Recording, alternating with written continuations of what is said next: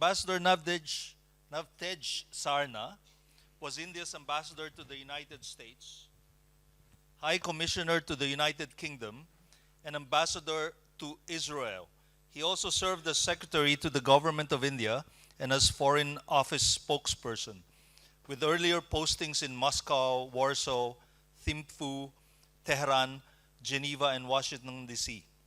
An award-winning author, he has written fiction and nonfiction, including Crimson Spring, The Exile, We Weren't Lovers Like That, the short story collection Winter Evenings, and historical travel narrative Indians at Herod's Gate. He is a prolific columnist and commentator on foreign policy and itinerary matters. Ambassador Navtej is the one there on the right. Yes. And Ambassador T.S. Tirumurti was in Indian Foreign Service with a diplomatic career spanning 37 years between 1985 to 2022. He served as Ambassador Permanent Representative of India to the United Nations in New York between 2020 and 2022. He was President of the UN Security Council for August 2021. Earlier, he was Secretary in the Ministry of External Affairs. Ambassador Tirumurti has previously served in Cairo, Geneva, Gaza, Washington, D.C., Jakarta, and was India's High Commissioner to Malaysia. He is currently Distinguished Professor in Indian Institute of Technology in Madras. So please welcome our two ambassadors.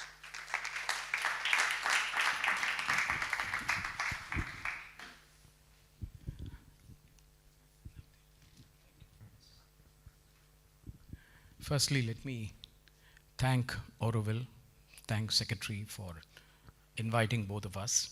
Thank you very much. And I'm also particularly delighted to be with Ambassador Navtej Sarna.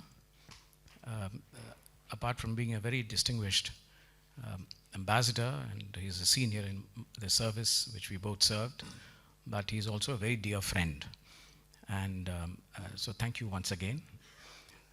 We are talking about the breaking down of the world order. Now, the breaking down of the world order, you know very well that the world order which we have now was built on the ruins of World War II. And the people who built it called it the liberal world order. And we all believe it's a liberal world order because they called it that. But let us also remember, at the time when they were building it, there were hardly any developing countries.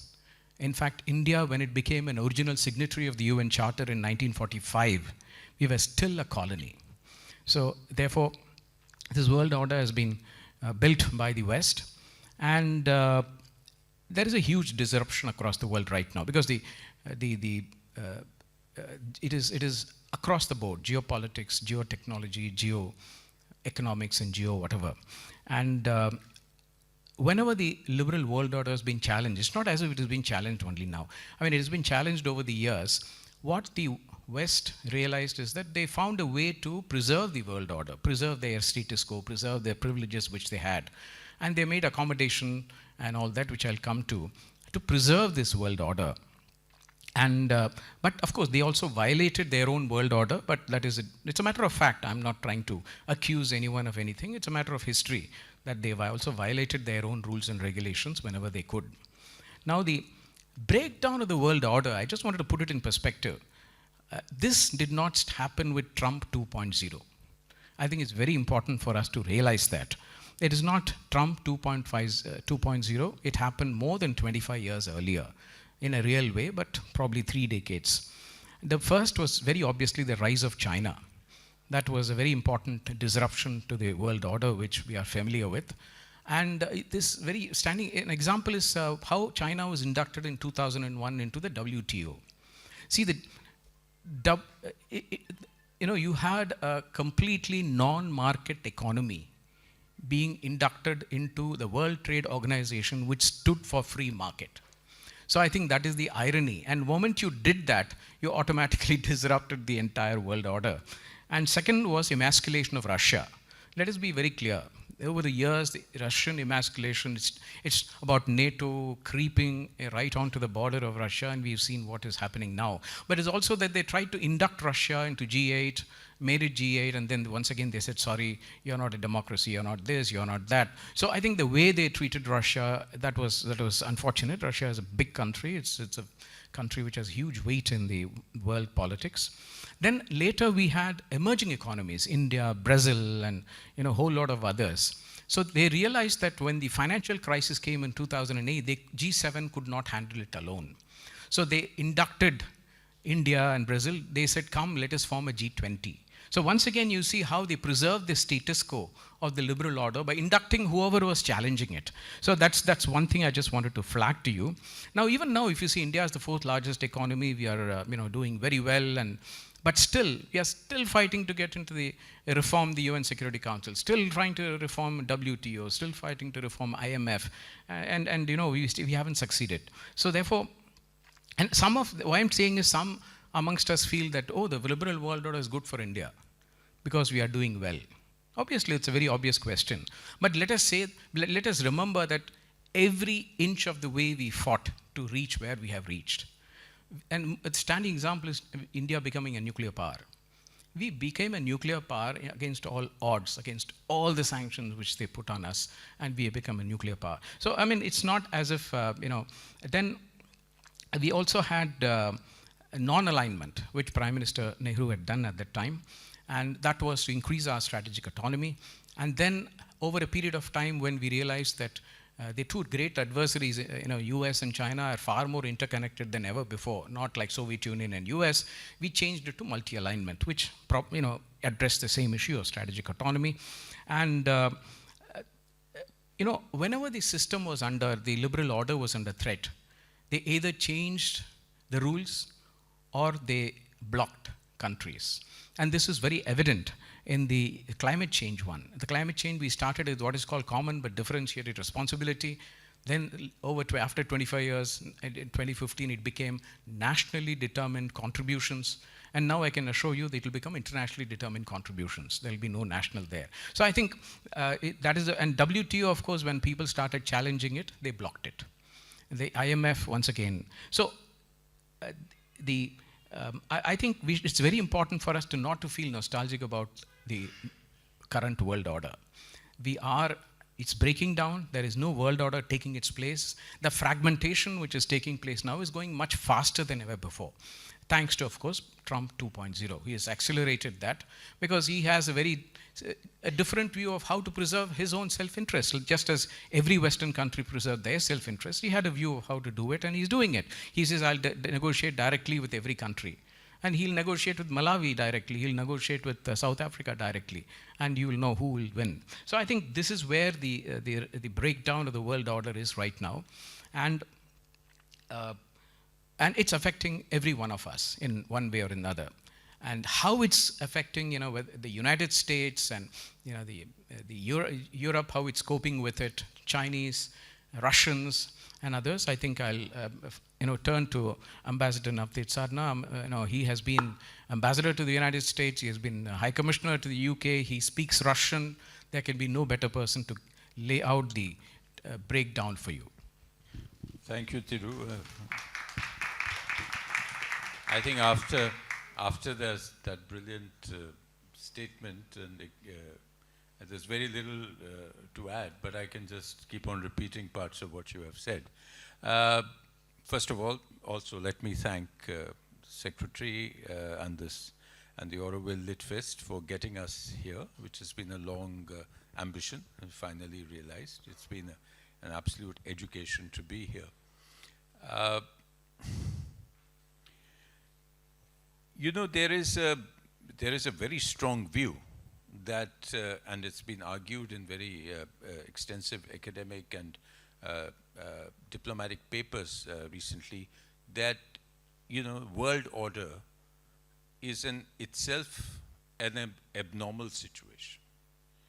That the world order that our generation and the post-Second World War generations have experienced is an aberration and not the normal state of the world.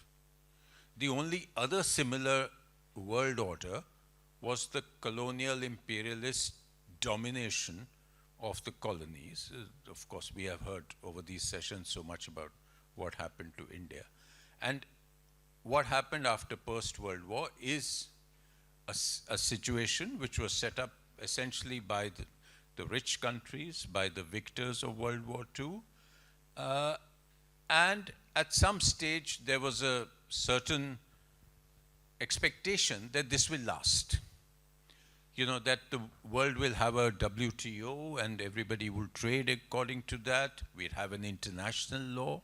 We have the Geneva Conventions. We have the treaties which control the weapons of mass destruction. And we all worked towards that. And that had its own discriminations, inbuilt discriminations, for which you and I have fought in the trenches long enough for India's interests, for the interests of the developing countries, because we felt it. We felt it in human rights, we felt it in arms control, we felt it in climate change. Everywhere there was them versus us. And even today you have said we and they.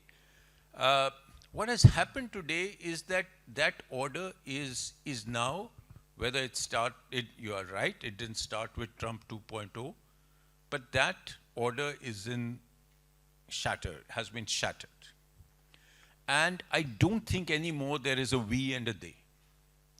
You know, we are all sort of floating. The world is in a churn, and every country is going back to almost a primeval state of rivalry. So what's happening is conflict, it's rivalry, it's attempts at dominating the other in whatever way is possible. Is essentially global dadagiri that is going on. And Trump 2.0 epitomizes that.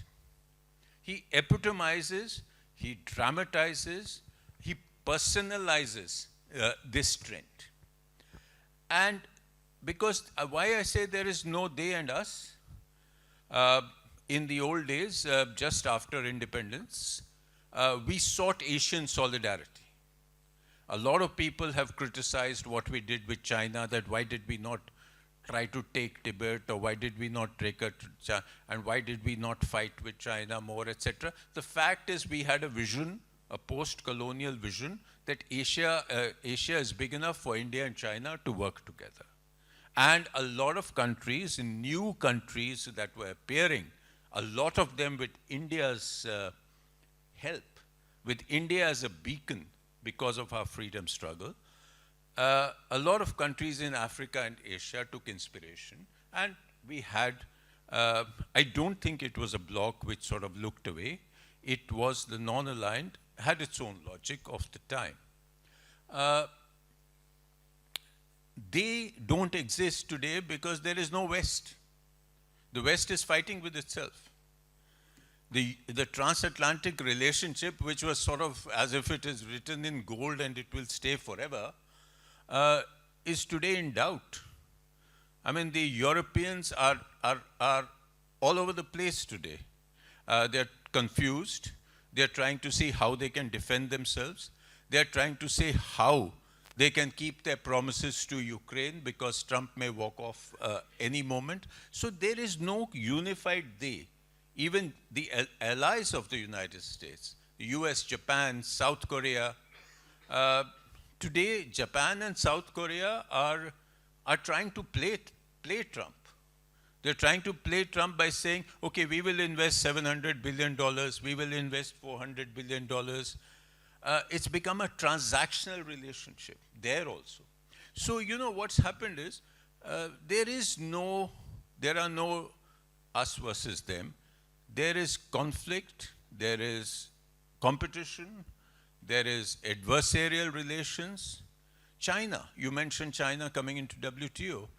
I mean, ever since throughout the late 80s, 90s, actually ever since the opening of the US with China in 71, 72, there was this almost a delusion on the part of the West that treated properly, China will become one of us. China will play by our rules, and hence the WTO was open to them, that China will enter all the international bodies and play. China entered, and then China began to dominate each body. They flooded the international system with appointments. And then, after 2012, after the coming of Xi, China, which had so far worked on, staying under the radar and building your strength, something which is being recommended for India today, that, let all this be, build your own capacities and become strong, and then the world will listen to you. China, after having done that, said, okay, now we've done all that, now we're going to flex our muscle. And they began to flex their muscle all around. The Belt and Road Initiative had 150 countries and more, I forget the exact figure, who are part of it. So they invested hugely. They wanted to dominate, they want to dominate every sector of the world economy, the world technology, global politics, regional politics, until the point that this delusion that the United States and everybody else held that China will become of us has changed. And actually this happened in the first Trump term, 2017, when they suddenly realized that China is our main adversary, that China is going to be our strategic competitor. Now, we can discuss this in detail when you like, that today that belief is also shaky, because Trump may suddenly turn around and hug Xi Jinping, and then he's not our main adversary anymore. But broadly speaking, this is where we are. So China's rise, the breakdown of the Western alliance, the introduction of old hardcore competition, the breakdown of multilateral institutions. Nobody hears of UN Security Council. When did they last take a decision? We can tell you when they last did a veto, but nobody hears of any cases going to the WTO. The climate negotiations on which you have spent, countless sleepless nights are today a sham. People are actually doing fossil fuel deals sitting in the climate negotiations.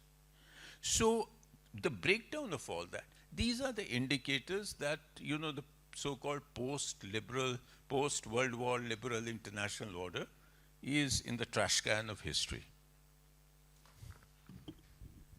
I think that was a splendid, coming right to the current era, how we are dealing with this. In fact, I think it's important what he said. Basically, that now there is no they and we. Now the interesting thing is that, for a fact that the breaking of the world order is real, when you know that both the developing and developed countries are getting it in the neck. So that is a sure sign that it is actually breaking down. Second is, it is being, right now, at least it is being broken down by the country which was actually one of the pillars holding up the whole edifice, which is the United States. So, but unfortunately in all this, as he correctly mentioned, the developing countries are the ones who are really getting it. And that is why, multilateralism is so important for developing countries. And, the moment the UN becomes dysfunctional, more than 100 small states which depended on the United Nations for their voice to be heard, the collective voice to be heard, that doesn't get heard. And you have seen in G20 recently, where you just had America boycotting the G20. And the irony is that once it is over, the G20 presidency goes to the United States, which is for 2026. And the last 4 presidencies have been developing countries, India, Brazil, Indonesia, and South Africa to wind up. Now, there were a lot of developing country issues which got addressed in the G20. And India, I must say, I'll come to the fact about Global South, just now and talk to him. And also China, which, you mentioned that you would like to come back to. But the point is that we tried to get the African Union only to make the G20s much more inclusive. It has been a rich man's club. We wanted to make it a little more inclusive. We got the African Union into it during our presidency. So I think the way it is going, we need some sort of a multilateral setup to bring balance. And that certainly is not happening. We have to see where the G20 goes. Now that brings me to the whole thing about small states, global south, and I just wanted to get a sense from you on, how will these countries navigate, and how will India navigate, and particularly and the Chinese role which you have just mentioned. Well, I think we can talk about the global south and the smaller countries because that's part of sort of our larger family also. But I think the important point you touched is how will India navigate? I think India is at the moment sort of seeing this churn as a whole lot of challenges, and also in the good moments, a lot of opportunities.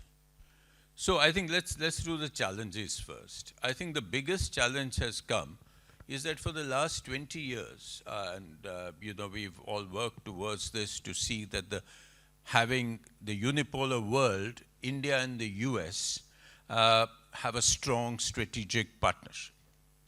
And the strategic glue for that has been the fact that we have both looked at China as a problem. So that's been the commonality. The US came to this realization on its own around 2005 first, that India will be a good partner for building up. Condoleezza Rice under George W. Bush came to India in 2005 and presented India with the offer of this strong partnership that we will help India's regional and global rise. Now, she was not doing it out of charity. They were doing it because they saw India as a democracy, as a country with tremendous potential in terms of people, in terms of a market, in terms of a providential geography which sort of goes into the Indo-Pacific, which can have a presence in the Indian Ocean as well as in the Pacific Ocean, as a partner. And that is why you had the nuclear deal. I mean, none of this was easy, but I'm giving you the overview. That's why you had the nuclear deal. That's why India, with a lot of reluctance that we have, because India has had a traditional skepticism of the United States based in our post-colonial experience of the 50s and the 60s. After much reluctance, we entered into defense relationships. 2005, we signed the 10-year decadal framework for defense, which has been renewed every 10 years. It was recently done. We started defense purchases. It was virtually zero in 2008. Today, you have about $25 billion worth of purchases from the United States. We signed one after one what are called the foundational agreements, which increase operational trust, enable transfer of technology, and so on. So this relationship, one of the planks for this was a common view of China. Now, we could not always be on the same level with the US because we have a continental problem with China and we have a maritime problem with China.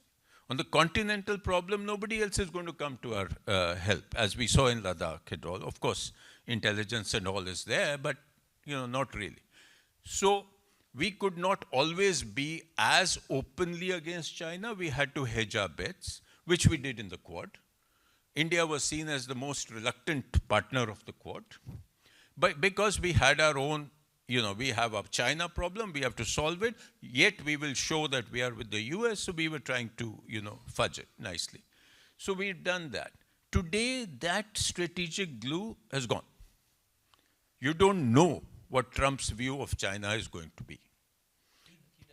He doesn't know also. That's the classical Ambassador Tirumurti. Yeah. So, he's talked over G2. He says, okay, let's divide the world between the two of us, and forget all these little boys around the place. Okay. So that's not going to happen, but that gives you a window into his mind, or whatever passes for his mind, that there is, we don't know where it's going to go. At the same time, so how are we navigating that challenge? We are trying to keep the US relationship afloat. We are keeping every piece that we can working. We've again signed a 10-year-old defense framework. We promised to buy more javelins and etc., which will mean Trump will feel that India is buying more things. We are buying more oil and gas from the US than ever before. And we are continuing to fight or negotiate for a trade deal, which will mean maybe our tariffs will come down, etc., etc. So we are trying to keep that relationship afloat because it is too important a relationship for us to jettison. But we can no longer be sure of how long and how far. There is no silver bullet with the trade deal that we can solve these India-US relations. It's not happening. With China, we are trying to ease the relationship. So we've sort of disengaged in Ladakh to some extent after last year. We haven't quite yet de-escalated in all the areas. We are opened up soft things like visas, tourism, some amount of trade. The Chinese are saying that they will, ease up on fertilizers, on rare earth magnets, all this. The problem is that our industry, our country, our manufacturers are so heavily dependent on China that we can't just take a strategic political view of China. The amount of lobbying from the industry in India for opening up to China is very, very strong. So somewhere, again, we have to find our balance because we were not getting rare earths for 2 years. Our EV industry was going down. And there was a huge hue and cry about that. So we are trying to keep these going. We are also trying to open up other partners. Because suddenly we find that everybody is sort of looking around for new partners. So you have Russia. We have re-energized the relationship with Putin's visit. To what extent, again, that is not an unlimited relationship. Because in all these years, the Russia-China relationship has become very strong. So we have somewhere have to factor in that. We are trying to still be part of BRICS. And since you mentioned the smaller countries, we are also sometimes the voice of Global South. At least we say so. Sometimes we are above the Global South because India and China are in that category today when sometimes you're part of the Global South, somewhere you are part of the big table. So, it is at the moment, in a nice sense, we are, hunting with the hounds and running with the hare. So we're doing both those things. But somewhere, I think we will, if we want to carry those 100 countries with us, we will have to take a bit more of risk. We have to step out and speak for causes which are not our causes, but their causes. Whether it's climate change, whether it's migration, whether it is Gaza, whether it is these issues which were traditionally India's sort of moral leadership positions, somewhere we will have to take that risk even of annoying the big powers and not be worried that what will they do, because today nobody quite cares what you're doing. Everybody is doing it for their reasoning. So we are navigating it in what you call multi-alignment. Now, people often ask, what is strategic autonomy? What is multi-alignment? I think strategic autonomy, on which you spoke, is a concept. It's a policy. Multi-alignment is a tactic of that policy. You do multi-alignment, you do mini-laterals, you do different bilaterals, you also speak in multilateral fora. So all these are tactics of keeping that space in which you can take your own decisions. And that space has to be constantly opened because it is constantly being encroached. It's narrowing all the time. Because if you talk too much to Russia, the Americans say something, why do you buy oil, why do you do this? If you go too much to the US, the Chinese will get tougher on the border. If you open up more towards China, the US will say, go and do it yourself.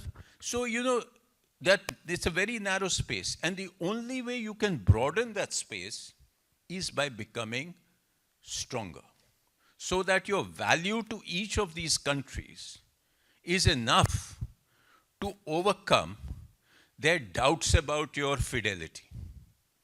I don't think I made myself clear. No, absolutely. I think it is fascinating what you have just said. And in fact, you mentioned about China and the United States, but the EU also haven't quite realized the potential of their relationship with us.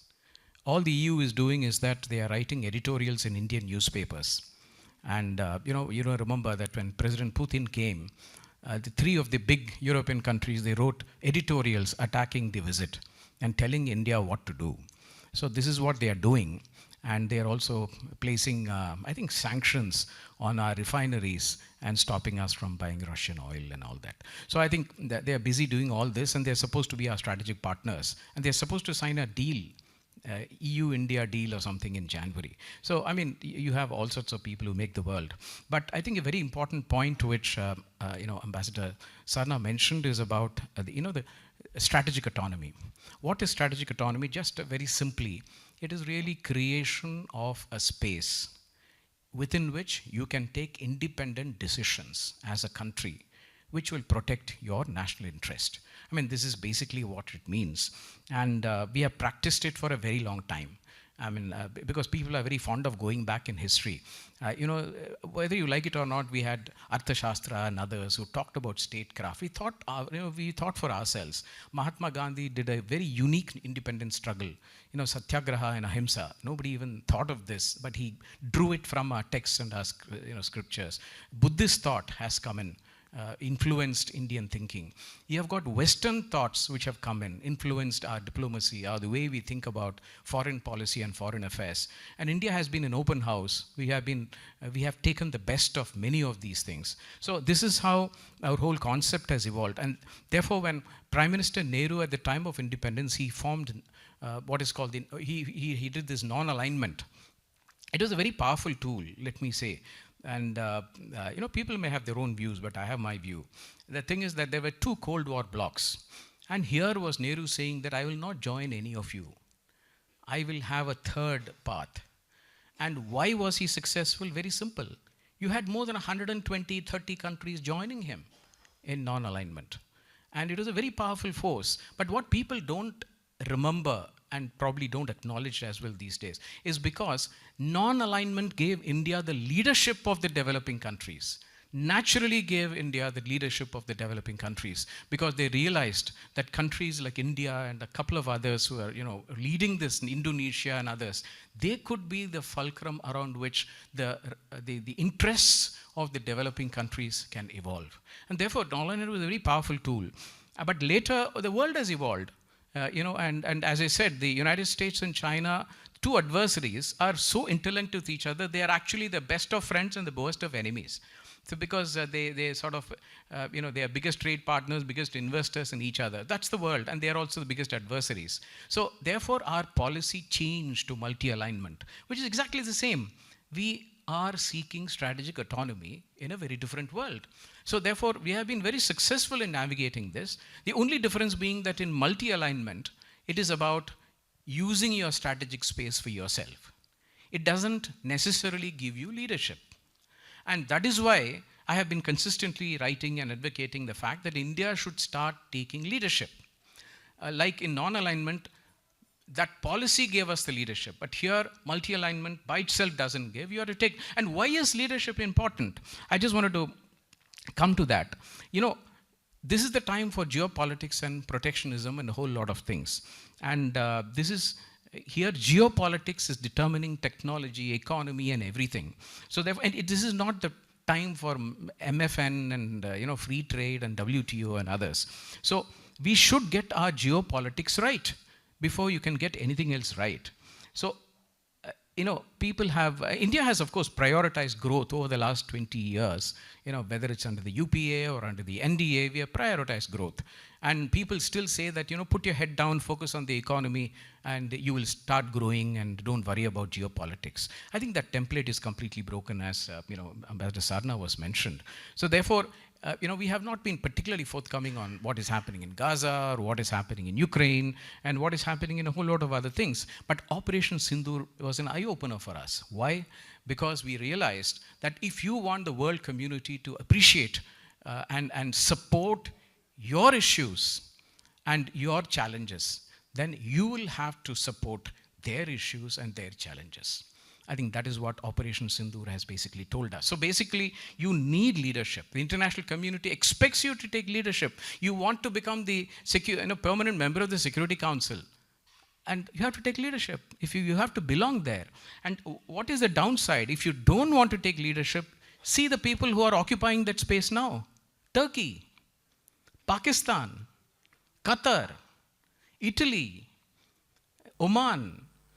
And it is not that, I don't think everyone has your interest at heart. And India is a global power. We have interest everywhere. So you're ceding space to other countries. So I'm just saying that India should now step up and grab this space. And so I don't think the question of whether we should have strategic autonomy or not, that I think that question is passé. I mean, we need it and we are doing the right thing. But the problem has always been that when you do strategic autonomy, you create that space for us and try to use that. That we have not done too well. Whether in the WTO, for example, in textiles, we fought and grabbed that space, increased the space for our textile industry to grow. And we got that space. And who grew? Vietnam and Bangladesh. We didn't use that opportunity. And now they are competing with us and they have used that space and they are overtaking us. In climate change, we have the same thing. You got that space. In India, it was one of the, literally in the forefront of fighting for CBDR and others. And what happened? Right now, India is being pilloried in the conference of parties and saying that stop coal. And a energy source which you can't do without. So we have to be very sure that when you fight hard and get that strategic autonomy, please use it. I mean, that's where I think we need to be a bit more forthright. But, I think one of the important things which Ambassador Sarna also touched upon is the importance of multilateralism. And because when people are writing off the multilateral thing, I think, because there is a very simple reason. There are two conflicting forces which the world is facing now. One is conflicts and a whole lot of others which is tearing us apart. There is another set of forces which is bringing us together. Climate change, environment, digital, cyber crimes and cyber whatever, AI, oceans, not vaccines, pandemics. These are forcing you to come together and fight it together. So there are, right now, of course, we know which side is winning. But this is a side which is going to gain currency. And how is the world trying to fight it? United States is trying to do its own and set up its own standards. China is trying to get its own coalition, informal coalition going and trying to put its own standards. So where does India stand? Are we with the Americans on standards and norm setting? Are we with the Chinese? And let us be clear, it's not that, we have synergy with both. We have certain sympathy with certain things which China is doing because it mirrors our position. We have a lot of sympathy with some of the things which the West is saying because some of them mirror our position. So therefore, where will India swing, or will it take an independent stand? In which case, can we build that coalition? That's where the important thing is mentioned about the Global South. Global South looks up to India to give them solutions. So I just wanted to leave that thought, and I'll request him to say a few words, and then we'll open it up for questions. We have time? Yeah. Well, okay. But that's very useful. I think you've brought us to a point, which is at a different level, and I did want to get into this. It's not just geopolitical conflict and rivalry that's happening. There's a rivalry at different levels. There are disruptors in the system today on which there is rivalry, essentially, broadly speaking, technology. Now, you said, now China is the only country, Mr. Wembo mentioned yesterday on this stage, that China is the only country which has developed its own technology circuit. You know, they have their own platforms, they have their own, you know, equivalents of Google or Facebook or, you know, Alibaba's, etc. They are not dependent upon the West or the United States big techs. They have built it up. That is one of the areas of conflict in the Indo-Pacific. Now, the Indo-Pacific is going to be the biggest theater of competition in the decades to come. Here, there is this conflict not just of the sea lanes, not just of the navies, but of digital dominance. Where does India get into it? Recently, you've heard or read articles about that we must get digital sovereignty. Now, that's easy. That sounds very nice. You know, I also want to be king. But how do you get digital sovereignty? Do we have the ability? Do we have the infrastructure? Do we have the various command of the various levels in the, for instance, the AI food chain? No, we are not there, for instance, of the latest grouping, the PAC Silica, which the US has formed for AI purposes, somebody for production, somebody for packaging, somebody for data, somebody for developing language models. They've made a whole set of, I think, 7 or 8 countries. India's not there. Yet you see Facebook, Microsoft, Google, everybody has come in the last 2 months and invested or promised to invest billions of dollars in AI in India. Now, we've talked a lot about colonialism in this forum. Is this some neo-colonialism? Or are they actually doing it as for our benefit? I don't understand enough of technology and AI, but there are a lot of people here who do. I think this is worth a thought. Why are they investing so much here? Essentially to make data centers. Data centers need huge land. They need huge amounts of energy. They need cheap labor. Labor, I mean in a technical sense. Is that why they're investing in India? I'm not sure. But I think this is something which worries me today. I don't want to end up India being left at the bottom of the AI chain, again becoming a country which is supplying cotton to Manchester. So we have to be careful about this and we have to know about this. So these are areas on which there is going to be huge amount of competition. And these are areas in which we have to build linkages with the global south. Even if I don't say global south in a large sense, just look at the countries of the Indo-Pacific, with the ASEAN, with our own neighborhood. Now, our neighborhood essentially is in a mess. You know, we're seeing what's happening in Pakistan. We're seeing what's happening in Bangladesh. We've seen what's happened in Nepal recently. You know, none of this is good for India. So we have to work on a neighborhood policy which cannot simply be strategic autonomy. A neighborhood policy has to be more granular. Each of those countries is extremely complex. And I'm sure people are thinking about it and doing what they do, but sitting outside, I feel that we must have a very, very hands-on neighborhood policy. Because again, for China, it's fair ground to come in there. Somebody asked a question about, the Bangladesh ports. There are ports in Bangladesh, ports in Myanmar, ports in Pakistan, ports in Djibouti, port activity in Mauritius and Seychelles, Maldives. This is the famous string of pearls around India's neck, which the Chinese have woven. So we have to be careful about these things. So I don't know what your question was, but yeah, no. I think you have. It's interesting because neighbors are very special. The policy of non-alignment was, which Prime Minister Nehru was so successful. It never worked with the neighbors because you can't be non-aligned with neighbors. Similarly, multi-alignment will not work with neighbors. So neighbors are a very special thing. You have to work in a very different way. And there are, of course, how do we do that? Do we integrate more? Yes. How do you integrate and, how do you do that? That will take a separate session in itself. So I'll just leave that for the present. But one thing I wanted to say is that, he's talked about data. It's so important. But people say that, data is the new oil. You've heard of all this. But look at it more carefully. Data is not the new oil. Okay. Oil comes from outside, it is processed in India. Data mainly comes from India and is processed outside. You have to be very, very careful about this. Sovereignty, he talked about sovereignty in digital space. This is so important because you have the data being generated here, taken out. Not even 5%, I don't know how much percentage is processed here. So this is where I think we have to be very careful of which side we swing. Whether it's, and I think Chinese are extremely conscious of this. That's why I said in the beginning that let's not assume automatically that we don't have synergy with China on some of these standards. So that's where it is. We have exactly, I think, 10 minutes. So can I just take a couple of questions? Yeah. Yes, please.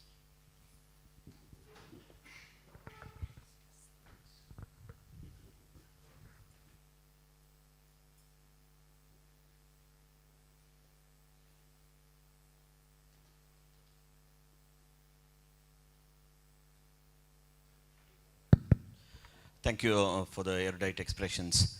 Unlike what we perhaps discussed and we've been discussing, I think the Prime Minister is very serious about the world order. He's not cynical about, and he understands that we live in a complex, interdependent world.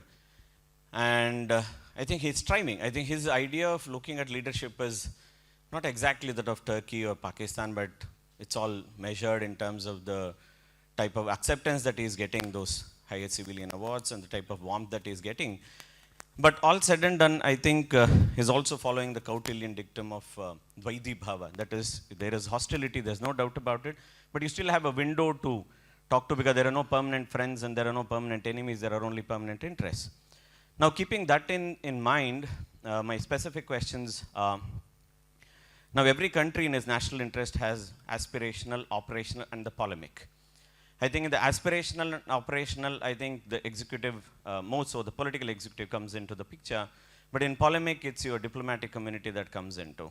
Now, we have sat on both sides of the fence, you've been part of the policy making, and now we are other side of the fence. What exactly the diplomatic community has done so far in terms of taking forward that polemic, in terms of narratives, in terms of agenda setting? You've been part and parcel of the policy making, framing, to everything.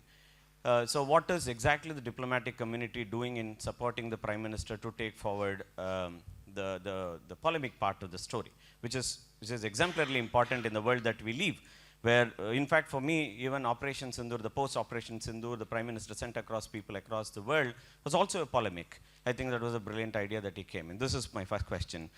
Second is, in a situation to operate, more so let's say something like South Asia, a general comment that comes in is India is unable to manage its neighborhood, but the problem is also the three P's that I say: politics, perception, and also power. We don't have control over all these things, because the moment we try taking control, immediately we're accused of being a big brother. We don't do it, they say India is doing nothing, it's unable to control the neighborhood. As people who are practitioners, your views on it. Thank you. Yeah, no, thank you. But let me also just put it in perspective. For 37 years, I've been doing nothing but support prime ministers to implement foreign policy. Okay, so let us not just say, what are you doing to tell this prime minister? We have had, I think, had 9 prime ministers. So, I mean, let's see, foreign policy doesn't start at a particular point of time. Every government builds on the foreign policy of the previous government. This is not agriculture policy or revenue policy or GST. Foreign policy is a continuum. It is every government adapts the policy or changes the policy to achieve the same end. If Mrs. Gandhi did the Pokhran test, number 1, number 2 was done by Mr. Vajpayee, Prime Minister Vajpayee. Okay, so there is certain, so we should be, it's very, very critical for us to understand that foreign policy did not start in the last 10 years. I'm just telling you. And I've served this government at the highest echelons of this government. I've served the previous government as well. So I just wanted to put it in perspective. So let's be clear that when we ask such a question, you're asking me what have I done in the last 37 years. I think that's a bit unfair. No, I'm being frank. you're just facing what is the diplomatic community doing about it. We are obviously implementing the, the directions given by the Prime Minister. And we have done it to the best of our ability. Our whole life we have devoted to protecting the national interest. And we have done it to the best of our ability. And if there is a failure, it is a collective failure. If there is a success, it is a collective success. One cannot have one without the other. I mean, I must tell you very frankly, because sometimes these things get asked by us as if we are not doing anything and the only other person thinking is someone else. So let's be frank on this. The second aspect about neighbors, you are absolutely right that we are, they have their own issues. So we are sometimes left to clean the mess. But let us also not remember that India has reached out to the neighbors in ways in which we have never reached out before. You look at what happened in 2007 to 11. I'm just giving you an example. With Bangladesh. Bangladesh was in the military rule at the time like now. They had General Moin at the time. They had elections in December 2008. In 2009, Prime Minister Sheikh Hasina came to power. The biggest line of credit ever given was to Sheikh Hasina's government in 2010, $1 billion. It brought about a huge change in relationship. We are integrated with Bangladesh like never before. The Bangladesh truly appreciated what we did. You look at what we did to Sri Lanka, the type of assistance we gave, and and it was important. After nearly 30 years, LTT was defeated in 2019. And we reached out to Sri Lanka. We gave $1.5 billion for a whole lot of things. We integrated with them. It was not just China which can do checkbook diplomacy. India can do it as well. You see what happened in Myanmar. After decades, 2 decades, Aung San Suu Kyi was freed in 2010. They had multi-party elections and it continued for 3 times after that. You look at what happened in Maldives. After 30 years, President Gayoom was defeated in 2008. And you had the first ever multi-party elections in Maldives. And Nasheed came to power, and we have done well with Maldives. So therefore, we are doing well. There is no question. I mean, we are, of course, subject to the ups and downs in the respective countries. But definitely we have policies, we have changed policies. We understood the importance of, development partnership after seeing some part of the Chinese way which they go about it. So we have learned from others. And now we are far more integrated with our, with our neighbors than ever before. So therefore, you have to see it in perspective that it is also India which should take the initiative on a few things. We cannot leave it, because India is the only country, if I recall, having borders with all our neighbors. Borders, I don't think neighbors have borders with each other except maybe 1 or 2. So that is all the more reason. You are the biggest, you are an island of prosperity here. It is important for you to integrate. How can you keep poor neighbors and then pretend as if nothing will happen to us? So these are all important policy issues which we have to, and government is already thinking about it. I mean, they wouldn't have taken all these steps in the last, $14 billion is lines of credit to our neighbors in the last 10 years. It's huge. We have given $30 billion as lines of credit, plus in fact to the whole world, including Africa. So this is, I just wanted to put it in perspective. I just wanted to check whether. Well, I think you've put it very well, Thiru. I'll just say just one point is, diplomatic community is not an entity on its own. It is the implementing part of foreign policy. The policy is decided by the political leadership. Diplomats are expected to advise, to recommend, to point out the pros and cons, and then the decisions are taken, like in all our civil services, by the political leadership. The rest of us is up to us to do. And we've done it when we are in service. When we retire from service, we don't matter. We might think we're important, we are simply has-beens, So, we are extinguished diplomats, so that's okay. So the diplomatic community that you're referring to is not on this stage, it is in South Block.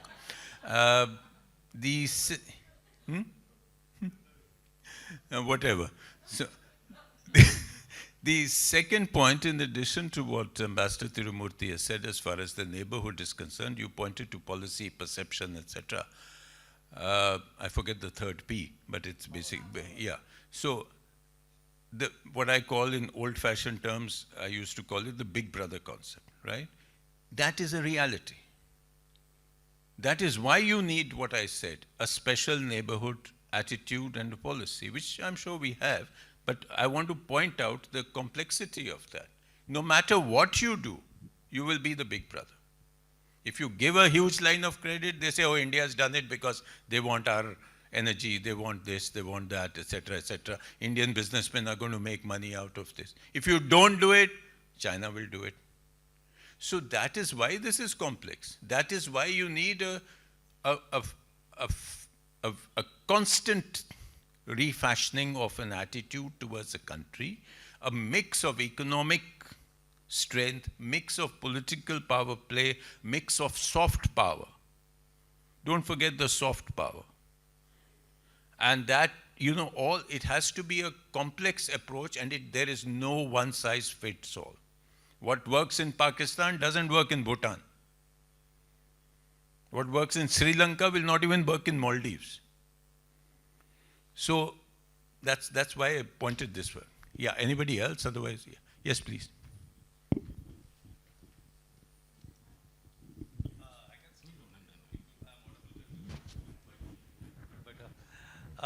Thank you both ambassadors for a fascinating exposition. It was a learning experience for me. Now, my question is more from a layman's perspective about the macro position. Now, what you described is the breaking down of the global world order, the institutional framework, which basically, as I understood, is the removal of the protective and the preventive mechanism for conflict management. And then the bloc identities like the South Asian, European, Southeast Asian, all these bloc identities are also gradually diminishing, which essentially means to each his own. And then there is the scramble for natural resources which have taken the new form of data and manpower and everything. This sounds awfully similar to the end of the 19th century and the early 20th century, basically which led to the two world wars, which led to the formation of the world order. Now, are we again moving towards conflict, world conflict in a different format maybe, not in armed conflict manner, economic maybe, or whatever? Very good question. In my view, and I'm sure Tiru has, would like to come in on this. In my view, we are definitely in an age of, which is a kind of replica of the imperialist domination competition. I mean, in India, sitting next to Pondicherry, I can say they were the French, they were the British, they were the Portuguese, they were the Dutch, right? Somebody today mentioned that they were all fighting on our coasts. That time it was with ships. Today, again, it's not just India, but it is all over the world. Whether Trump wants Greenland, China is virtually buying up countries in Africa and Latin America for the rare earths and the critical minerals. So there is a huge conflict happening. And I think that unless we are also, and this is a pessimistic view, we are also close to actual spreading of the conflict. Whether from the Ukraine conflict, whether in the Middle East, I mean, you nearly had it. Why? I mean, they bombed Iran. Israel has done what it wanted to in Gaza, and nobody said a thing. Israel is going into Syria. Israel is going into Lebanon. Why? What has happened? Because one thing we have not mentioned in the breakdown of the world order is a complete disregard of international law. When did you last hear anybody write an article on the Geneva Conventions? What's happened to the Seabed Authority? What's happened to the law of the sea when China is breaking it and US has not even signed it or ratified it? So what are you, so there is a breakdown of law. If this conflict escalates, if you reach a point where somebody suddenly takes an extra step. Now, if you don't know what would have happened if Iran had the ability to retaliate more strongly. You don't know what would have happened. You don't know what happens tomorrow when North Korea decides that let's have some fun. So we don't know what's going to, you don't know what happens if China sees that this is a weak moment, let me go for Taiwan. How strongly would the US react? So I think besides the domination and the war for rare earths and technology, I think we are quite in imminent danger of global conflict. Yeah, I think we are practically now it's time's up, but I just wanted to add one thing. During that time, and I completely agree with him on this, but during that 20th century time which you were mentioning, the only difference is that there were no major issues which one country could not deal with. Now you have major issues where one country, however powerful, cannot deal with on its own. That is what I said. There is AI, digital, environment, ocean, space. These are now, even the United States cannot deal with it unless you have people along with it. China cannot deal with it alone. So that is the only saving grace, that you have another set of forces which is forcing you to come together. It is not still strong enough to do that, because as you say, international law is being violated with impunity and without accountability. So these are all very serious things. So I just wanted to say that thank you once again, every one of you. And I thank once again. Yes, thank you, Ambassadors Tirumurti and Ambassador Sarna. And may we request Madam Secretary to felicitate our two ambassadors and Jaya as well.